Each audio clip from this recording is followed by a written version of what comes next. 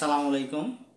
আসলে গভীর দুঃখের সঙ্গে জানাচ্ছি যে আসলে আমাদের দেশে হচ্ছেটা কি, মানে এই কদিন আগে মাগুরায় 8 বছরের শিশুকে ধর্ষণ, এই যে আজকের এই 9 ঘন্টা আগে একটা 71 টিভির একটা নিউজ, এটা আর কি বগুড়ার কাহালুতে 6 বছর বয়সী দুই শিশুকে ধর্ষণের অভিযোগে এক যুবকের বিরুদ্ধে মামলা হয়েছে। স্বজনদের অভিযোগ, বাড়িতে ডেকে নিয়ে ওই দুই শিশুকে ধর্ষণ করে 45 বছর বয়সী নুরু ইসলাম। মৃত্যুর হুমকি দিয়ে ঘটনা ধামাচাপা দেওয়ার চেষ্টা করা হলেও ঘটনা ফাঁস হওয়ার পর থেকে তিনি পলাতক আছেন।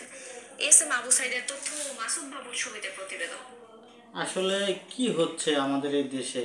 আমাদের দেশে আসলে কোনো কি আমাদের ইসলামের কোনো আইন নাই। এই যদি আমাদের এই দেশে একজন ধর্ষকের যদি আমাদের ইসলামের আইন অনুযায়ী যদি তাকে শাস্তি দেওয়া হতো, তাহলে এই ধরনের ন্যাক্কারজনক ঘটনা আর দ্বিতীয়বার ঘটতো না। তা আমাদের সবারই দাবি যে আসলে এই ধরনের তারা কি পাইছে এর মধ্যে। আসলে যে 45 বছরের এক যুবক, 6 বছরের এক শিশুকে, কি এগুলো আসলে আমরা বুঝতে পারছি না আমাদের দেশে হচ্ছেটা কি।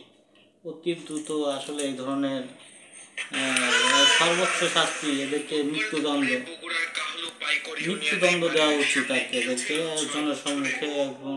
জনসম্মুখে এবং তাদেরকে এই ধরনের শাস্তি, ঠিক আছে?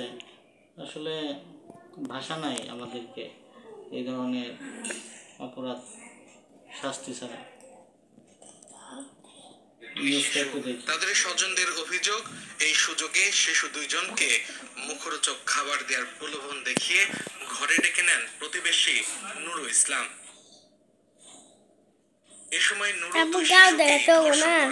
এবং এই ঘটনা কাউকে না বলতে বলে নানা ভয়ভীতি দেখায়।